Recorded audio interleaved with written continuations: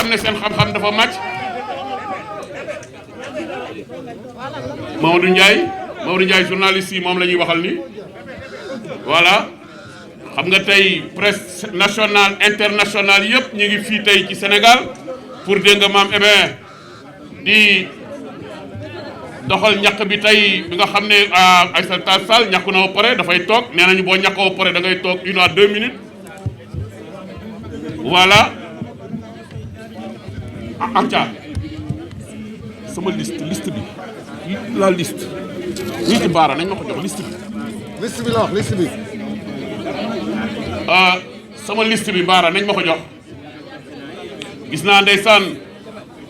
léegi nañu may léegi ministre Mamadou Talla mi ngi doon taxaw Mamadou Talla mi ngi nii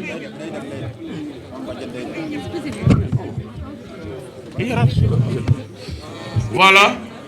le ministre Mamadou Talla mi ngi noonu di toog éducation nationale moom mooy ñàkk noonu léegi Mamadou Talla ministre de l' éducation nationale ñëw na ñu ngi koy enquête noonu day joxe turam da nga am joxe ay atam joxe kañ la judd ñu laaj ko ay question suñu paree dañ koy enregistré ci carnet bi bu ñu paree léegi waxoon naa leen léegi professeur Moussa Seydi professeur Serigne Magaye Gueye professeur Mame Thierno Dieng waxoon naa leen léegi professeur Mamadou Diarra Bey waxoon naa leen léegi docteur Marie Khemesse Ngom Ndiaye docteur Fatou Mbaye Sylla directeur des établissements publics de santé directeur général du moins ñooñu ñëpp dañuy ñëw imam Moustapha Gueye waxoon naa leen ñoom ñëpp dinañu jaar léegi pour ñàkku ñu won ko Sénégal won ko le monde entier et su boobaa aussi expliquer leen ne leen ñàkk bi 200 000 doses la expliquer leen ne leen ñàkk bi personnel de santé bi nekk en premier contact la ñuy ñàkk mais aussi dinañu ñàkkaale ay kilifa yoo xam ne dinañu wane aux yeux du monde ne leen Moussa Seydi mii nga xam ne moo yore les maladies infectieuses dina ñëw toog ñàkku mais aussi dinañ leen wan ne professeur Diarra Bey le régulateur nga xam ne moo yore SAMU national dina ñëw fii ñàkku mais aussi le professeur Serigne Magaye Gueye nga xam ne urologue bu mag boobu nga xam ne barki dem rek ñu ko dénkaat yeneen ndombo ci campus yu mag yooyu le ñoom tam dinañu ñëw ñàkku mais aussi Marie Khemesse Ngom Ndiaye directeur général de la santé nga xam ne ça fait 1 an mi ngi nekk di wax ak gaañ yi di teg des politiques yoo xam ne kenn ku ci nekk mi ngi déroulé xalaatu Abdoulaye Diouf Sarr mais aussi gis ngeen léegi honorable député Mar mu jaar waaw voilà léegi le ministre de l' éducation mi ngi ñàkku noonu lii day wanewaat encore une fois Mamadou Talla ndeysaan maa ngi gis professeur Moussa Seydi jege si na tey yaramu gaa yëpp daw na tey wax dëgg yàlla Sénégal lii ñu may ma rek su Pape Mansour ñëwee nañ ñu ko wax parce que mënatul toog lu yàgg pour ñu mën ko ñàkk mu mën a dem après professeur Moussa Seydi gis naa ko mu ngi noonu ndeysaan dend ak Marie Khemesse dend ak DP mais Mballo Dia Thiam aussi mi ngi foofu taxaw mais dama bëggoon tamit ñu xoolal ma ñaata ministre ñoo des fële parce que Ndeye Saly Diop Dieng mi nga foofu nañ ma ko géreel pour ñu ñëw pour mën a ñàkku xam nga dinañ indiwaat fii léegi le docteur Amadou Alpha Sall nga xam ne moom mooy Institut Pasteur dinañu ko woo léegi voilà on ira vers le chapiteau mais dafa am ay personnes yoo xam ne fii la ñu bëgg ñu ñàkkoo comme ministre Ndeye Saly Diop Dieng nañu ko génne mu ñëw moom tamit taxaw pour mën a ñëw ñàkku voilà wala mu xaar tuuti ñu ñàkk ba professeur Moussa Seydi ñàkku waxoon nañ leen professeur Mamadou Diarra Bey dina fi jaar wax nañ leen ne Abdoulaye Bousso nga xam ne moo yor puus moom tam dina fi jaar léegi pour ñàkku mais aussi ñi ngi xaaraale le général Mame Thierno Dieng di xaaraale professeur Anta Tall di xaaraale abbé Gérard Diène nga xam ne bi mooy vicaire bi dina fi jaar vicaire général archevêque de Dakar moom dina fi jaar mooy abbé Gérard dina jaar ñëw ñàkku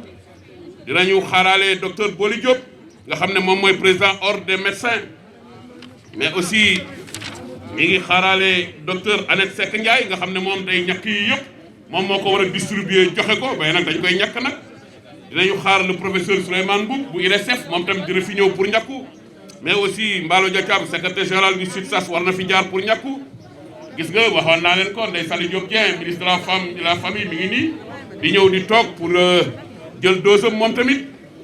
dose yi aussi bu paree dans 3 semaines 21 jours du noonu Marie Khemesse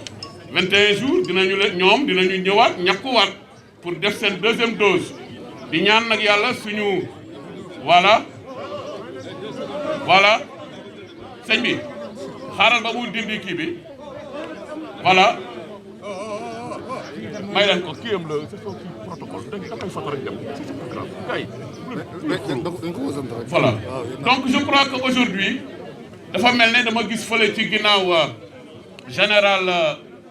ndeysaan xoolal rek ndeysaan xoolal doomu Sénégal yu mag yi rek xoolal Moussa Seydi ndeysaan ak général Thierno Dieng xoolal ndeysaan professeur Magaye Gueye seen dendandoo bi système de santé sénégalais dama leen koy wax toujours nee naa leen tey jii tamit des maladies infectieuses dina fi jaar ñëw ñàkku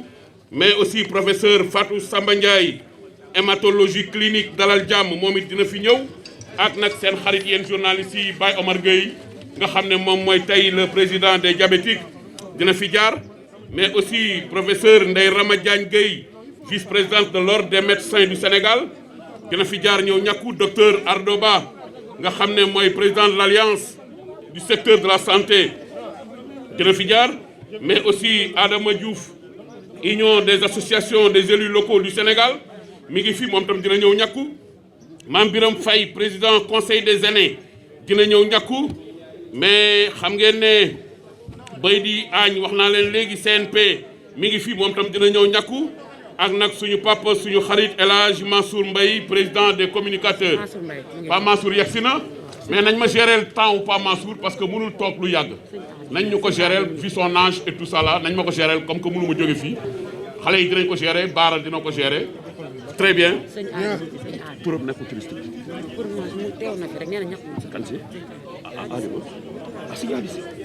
dégg naa sama sang sama xarit sëñ Adi si mi ngi fi si Malick ñëw na rek ndeysaan assisté lii xool ko ndax moom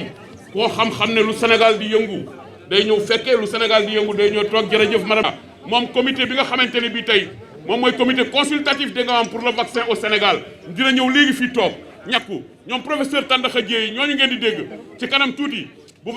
ñu vacciné tey ba pare d'ici une semaine ñooñu ñooy ñëw tey ci seen télé yi ak seen rajo yi Anta Tall Dia di leen yebal ñuy waxtaan ak yéen di leen wax kenn ku ci nekk kii di ñàkku nag moom mooy tàccu leen nag directeur général de la santé lii Marie Khemesse ñàkku na séeréer yaa ngi ñàkku tukulóor yaa ngi ñàkku joolaa yaa ngi ñàkku xoolal tukulóor yi ci topp Moussa Seydi ñoom ñëpp tey dañ ñëppay ñàkku tey lii Abdoulaye Diouf Sarr rek moo ko mën man da ngeen may jël non après bu ministre bi génn la c'est après non c'est pas grave bul wàcc dañuy bañ fii nii gars yi duñu gis dara su ministre ñëwee dañ la ko indi ci digg bi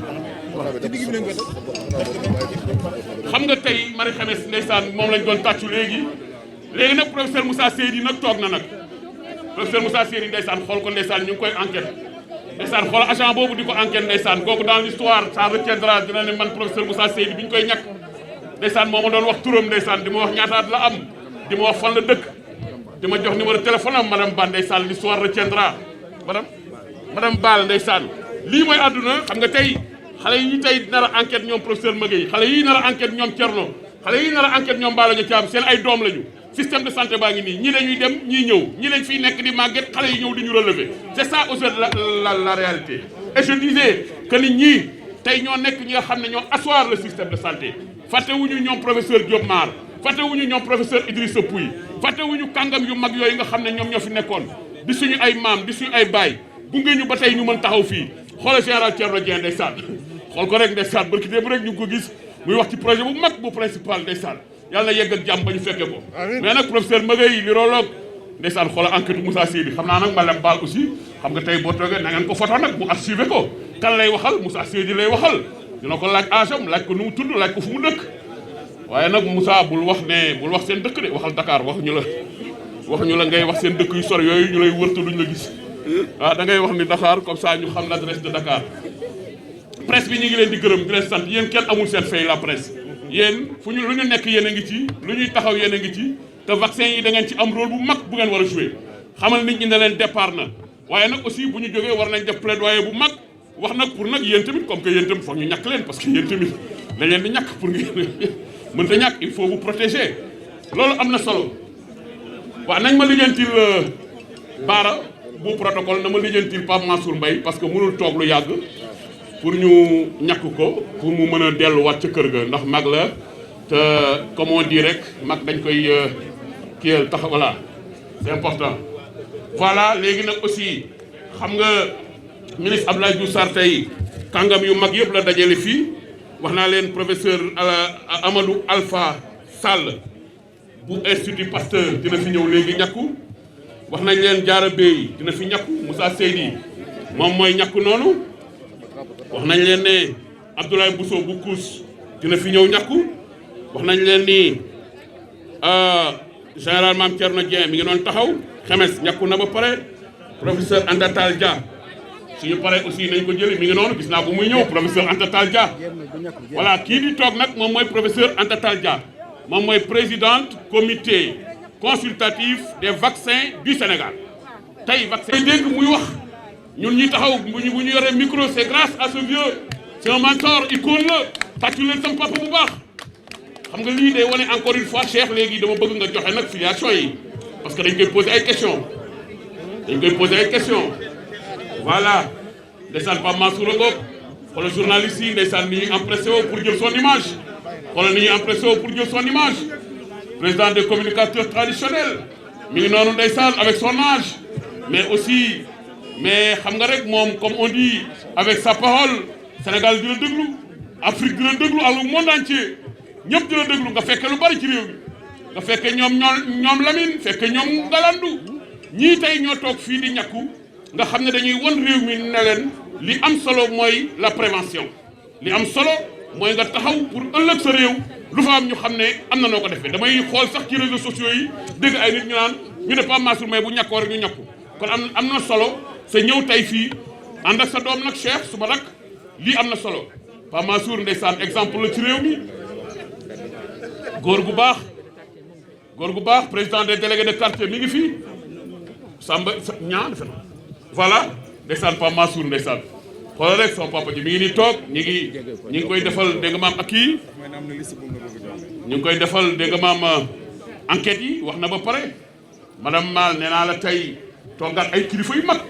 toogaat kilifa yu mag yaa ngi enquête kilifa yu am solo moo tax lii l'histoire retiendra que yaa doon bind seen tur di bind seen i at di bind seen adresse mais aussi Abdoulaye Diouf Sarr jiite ñu ñun ñëpp nañu taxaw leen nañu kenn ku nekk ci yéen li nga war a def na nga ko def kenn ku nekk ci yéen fi nga war a taxaw na nga fa taxaw mais nag aussi le secrétaire général du ministère de la santé le directeur de cabinet ànd ëpp équipe bi ñu ànd ñëpp docteur Mbaye ndeysaan moom it tey toogul taxawul mais nday Maguette ndeysaan médecin chef région de Dakar ne yu fii comme que ci man la comme que fii la ñuy tàmbalee kilifa yi di fi ñëw ñun ñëpp dañuy def dispositif yi moo tax agent yi kenn amul seen fay moo tax ministre saa yu discours il commence par les travailleurs il finit par les travailleurs et c'est cela au fait qui est important tout à l'heure je parlais du dispositif sanitaire du Sénégal concernant da nga maam l'existant li nga xam ne am nañu ko am nañu tey wax naa leen ko 79 districts de santé am nañu tey 104 centres de santé 1415 postes de santé tey jii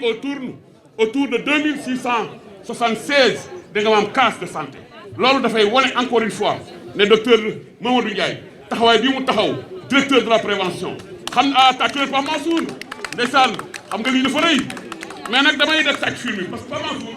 bu ma koy téye yaa mais Pape Mansour tey def du lu riche Sénégal waaw Sénégal ay woote loolu tax ma ñëw pour ñàkk si yëkkati ngërëm lu rëy di bëgg Sénégal yëpp ak Sénégalais yëpp di ziar bu baax sama doomu sëriñ sama sëriñ Sidi Boubacar ibnu Alaaji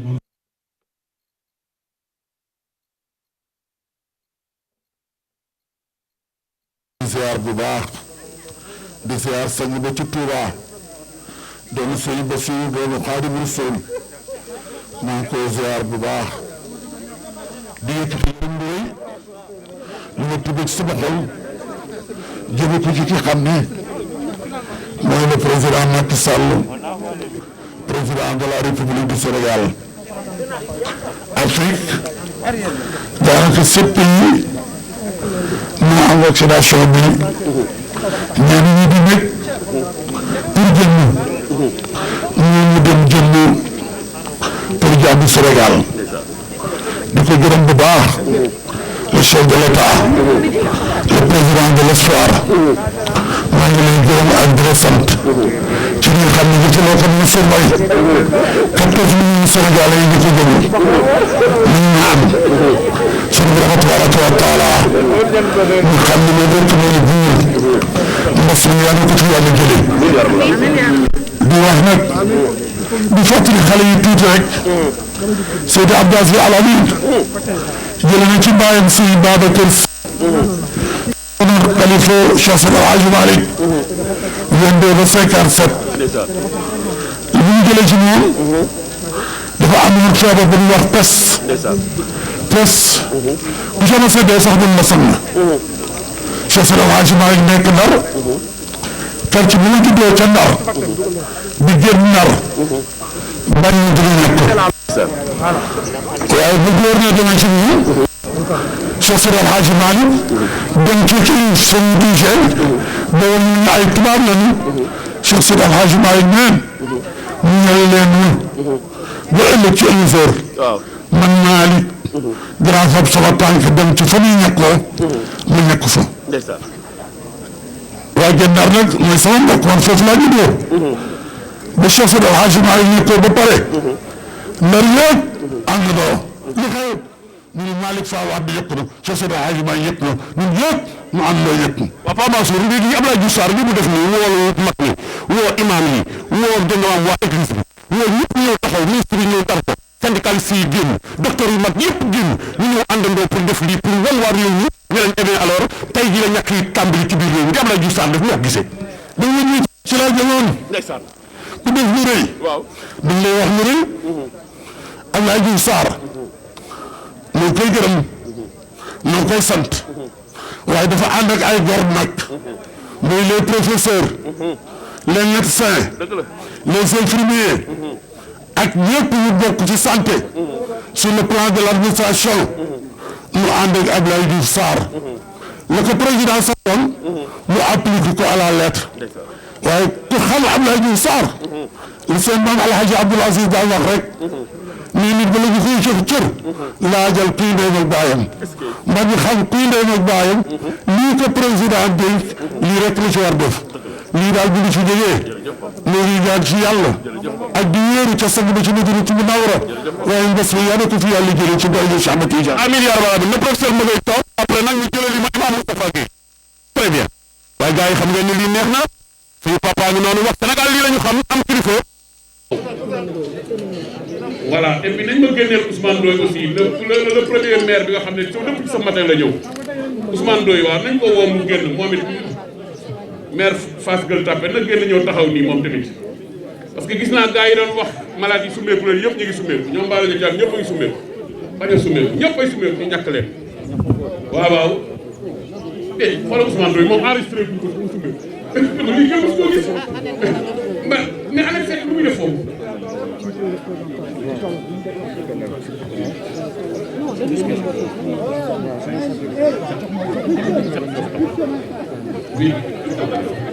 waaw waaw léegi ndeysaan borom professeur Magaye ndeysaan kii mooy Serigne Magaye Gueye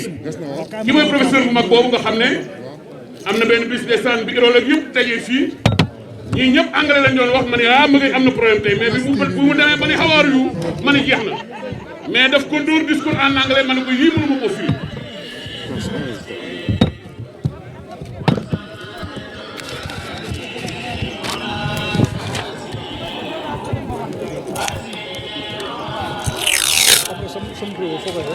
Miguel bi mën naa def fii mën naa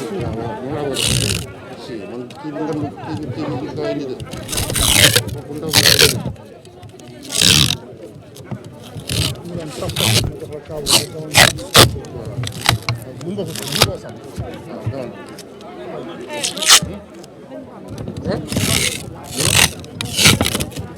mayal ma directeur u PNA Annette Seck mu ñàkk Moustapha Diakhaté ngi taxaw mu ñàkk pour dem parce que dafay dem dafa am liggéey bu muy def voilà yéegale sa masque sëñ bi yéegale sa masque wàcce masque moom amul. professeur ministre fait sa déclaration. voilà te bu ñu fàttee ni aussi ministre day def déclaration à 11h ki toog mooy Mballo Dia Thiam allo allo waaw. mais yow nekkoo ci liste bi waaye dama la liggéey mën nga liggéey waaw ok waaw non mën nga liggéey amul problème waaw mën nga liggéey ok waaw. léegi Mame Birame Faye ñëw na. xam nga léegi nii dama leen ñaanoon ne leen dañu am ay papa yu fi nekk yu am 80 ans toogaay bi ñu toog dafa yàgg ñu leen di ñaan pour ngeen may ñu ñàkk suñu papa yooyu parce que président des imams et oulémas Moustapha Guèye président des aînés du Sénégal des personnes âgées ñooñu la ñu bëggoon ñu may ñu ñàkk leen. waaw mais nga ñëw taxaw fii rek après ma géré ko voilà. Alors dans 4 minutes. Il fait sa déclaration. léegi non Pape Moustapha Guèye moom du dem ci kii Pape Moustapha Guèye fii lay ñàkkoo parce que Pape Moustapha Guèye foog ñu jëw caméra yi jëw fii lay ñàkkoo Moustapha Guèye Pape Moustapha Guèye fii lay ñàkkoo moom voilà Pape Moustapha Guèye gis nii nii indil ma benn chaise mu toog nii ba ma lijjanti ko du fii lay ñàkkoo utalee na benn chaise indil ma Pape Moustapha fii moom fii lay ñàkkoo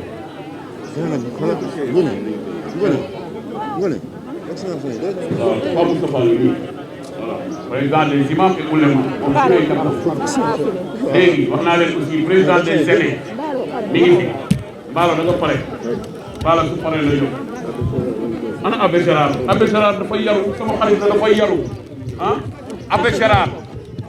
na Abbé Gérard génn ñëw fekk ma fii ah très bien c'est mon ami Abbé Gérard c'est mon ami c'est mon ami ma boole naa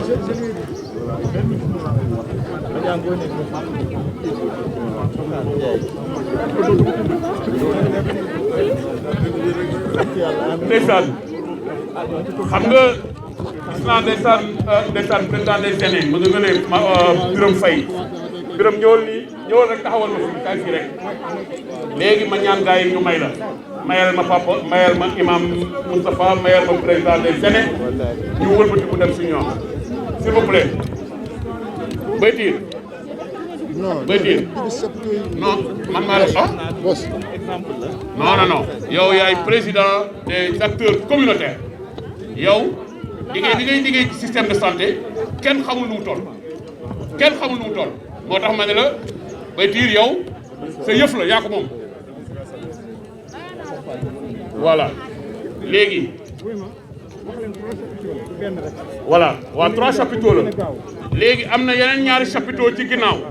ñi ñàkkoogul yëpp mën nañ fa dem mais daal Pape Moustapha Guèye ak Birame Faye suñu mag yooyu fii laa bëgg ñu ñàkkoo. monsieur chapiteaux yi dañ fay ñàkk tamit. voilà waaw dañ fay ñàkk. waaw dañ fay ñàkk waaw. fii la ñuy ñëw ñàkk disposition fu ñu wax rek. léegi la koy def. mais fii il faut que ñu déplacer. Il faut qu'on... Où Tafa? Où est Tafa? Tafa, il faut qu'on déplace ça.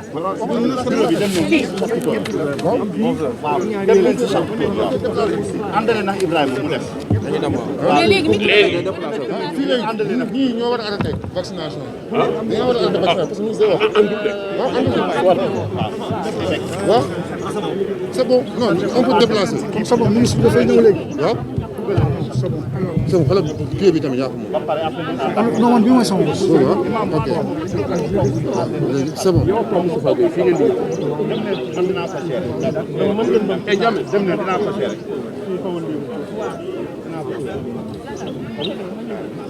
allo monsieur.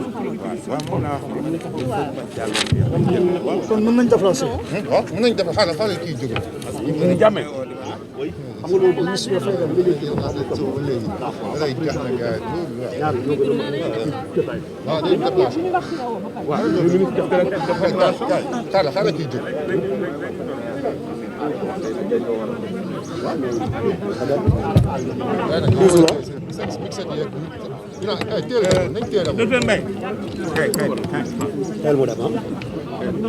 teel mu def dinaa ca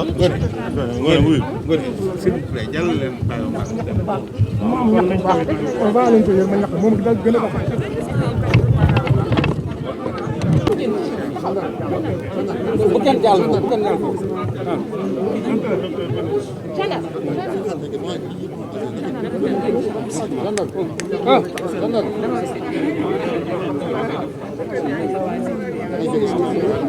C'est bon là-bas, c'est bon là-bas.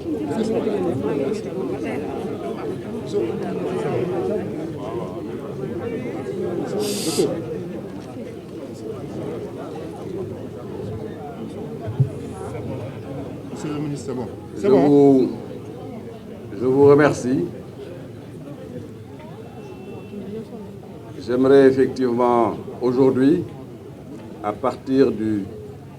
ministère de la Santé et de l'Action sociale, saluer toutes les Sénégalaises et tous les Sénégalais qui aujourd'hui sont effectivement très attentifs à ce qui se passe au niveau de ce ministère ce matin. Ce jour est un jour historique qui doit être inscrit en lettres d'or sur du marbre dans l'histoire du Sénégal. Le Sénégal aujourd'hui fait partie des 7 pays parmi les 54 pays du continent africain à avoir démarré la vaccination contre la Covid-19. C'est le lieu ici et maintenant de remercier son Excellence le Président Macky Sall qui, avec une vision formidable, a permis à notre pays, à la face du monde, d'être tout à fait fiers. Nous pouvions, comme beaucoup de pays, attendre l'initiative COVAX pour recevoir notre quote-part et démarrer notre vaccination. Sa vision et son ambition pour notre pays lui a dicté cette clairvoyance. Il faut démarrer maintenant avec les ressources nationales dans le cadre d'une initiative propre, ce qui nous a permis d'acquérir 200 000 doses de Sinopharm. Aujourd'hui, nous démarrons la vaccination au Sénégal. Vous avez vu avec nous le panel important de sommités,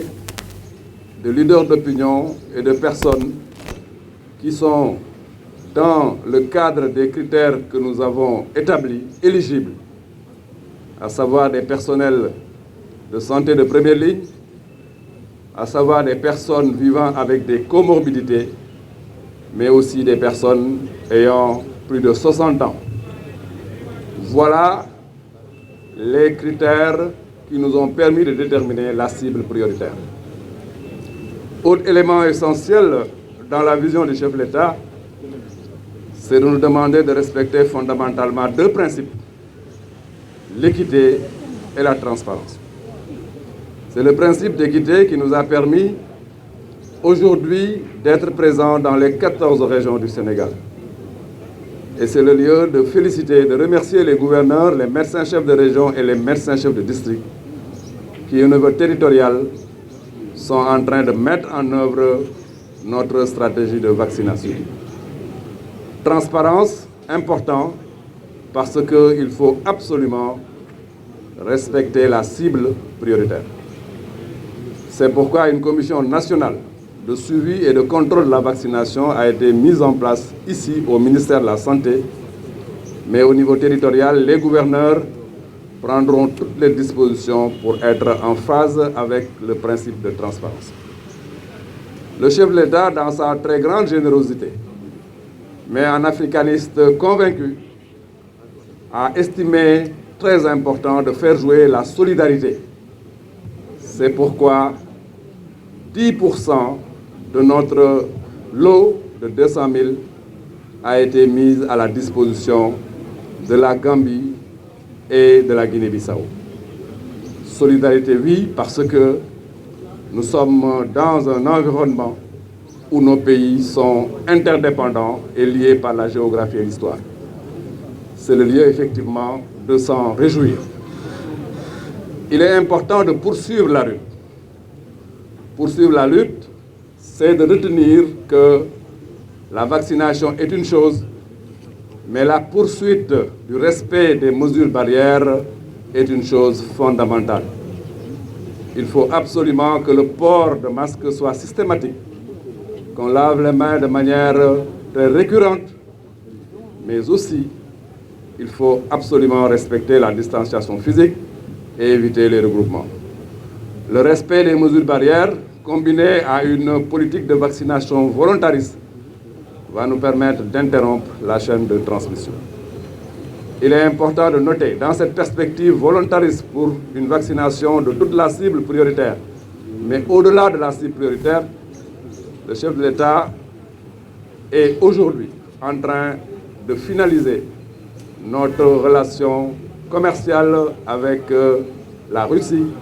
pour nous permettre prochainement de disposer de Sputnik V. Mais dans le courant du mois de mars, le Sénégal recevra aussi son premier lot de l'initiative COVAX. Nous allons donc poursuivre pour que tous les Sénégalais qui doivent être vaccinés le soient. Il me semble important de terminer pour remercier toutes les composantes de la population qui aujourd'hui sont ensemble comme un seul homme pour faire en sorte que le Sénégal sorte la Covid-19 du pays. Ensemble, nous allons effectivement gagner cette guerre contre la Covid-19. Je vous remercie. Donc li ñu wax léegi ci wolof damay njëkkee fii ci ministère de la santé di nuyu sénégalaises ak sénégalais yépp parce que bésu tey bi ku nekk fa nga nekk yaa ngi xalaat di xew tey fii ci ministère de la santé tey nag bés bu mag la bés la boo xamante ne histoire dana ko retenir bés la boo xamante ne kenn mënatu ko fàtte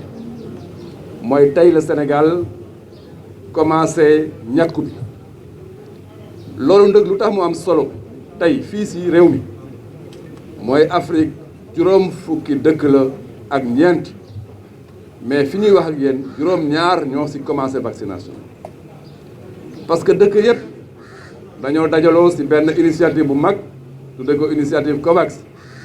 ne dañuy boole suñu doole pour mën a am ci vaccin yi mën a démarrer loolu bu ñu ko doon xaar duñu commencé ko mais ci vision ak ci bëgg réew mi ak ci engagement président Macky Sall ne loolu ñun Sénégal duñu ko xaar nañu jël li ñu am pour jëndal suñu bopp vaccin pour mën a démarrer def suñu ñàkk bés bu initiative COVAX ak leneen ñëw fekk ñun ñu commencé loolu moo waral tey Sénégal nekk ci juróom-ñaari réew yi xamante ne ñoom ñoo commencé ci ñeent fukki réew ak ñeent yooyu ñuy féliciter di encourager di remercier le président Macky Sall mun nañu nag loolu bu ngeen koy def am na ñaar yu mu leen dénk bu njëkk bi mooy équité mooy képp koo xamante ne rek yelloo nga ko nga am ko beneen bi mooy transparence mooy ñu def ko ci njub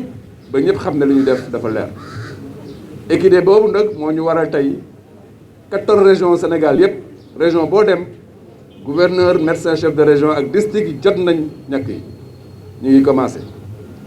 transparence bi nag moo waral ñu teg benn comité boo xamante ne liggéeyam mooy surveiller di suivre opération yi ndax mu ngi jaar yoon loolu la ñu dénk ci loolu la ñu nekk mais son excellence le président Macky Sall ne moom kat gëm na ne Gambie ak Guinée-Bissau ak Sénégal ay doomu ndey lañ mënul commencer 200 000 doses fii ci Sénégal bàyyi ñooñu démarré guñ loolu mooy solidarité mun nañu jël 10% ci lii ñu am pour dëkk bu nekk ñu jox la 10 000 doses 10 000 doses Gambie 10 000 doses Guinée-Bissau muy loo xamante ne lu ñu rafetlu la parce que loolu mooy solidarité africaine loolu mooy union africaine loolu mooy aussi booloo ci dëkk yoo xamante ne lépp moo leen boole may wax ne nag tey commencé na ñàkk bi mais bu kenn yaakaar ne dañoo commencé ñàkk rek jël masque yi sànni commencé di def ni ñu daan def loolu il faut que ñu insister ci ñàkk yi dana tax chaîne de transmission bi wàññeeku bu baax a baax ñu immuniser population yi mais nag li ëpp solo mooy masque yi ak mesure barrières yi dañ koy continuer ci biir xeex bi bon xeex bi ñaar la mesure barrières yi ñàkk yi loolu bu ñu ko defee incha allah Sénégal dana tàggoo ak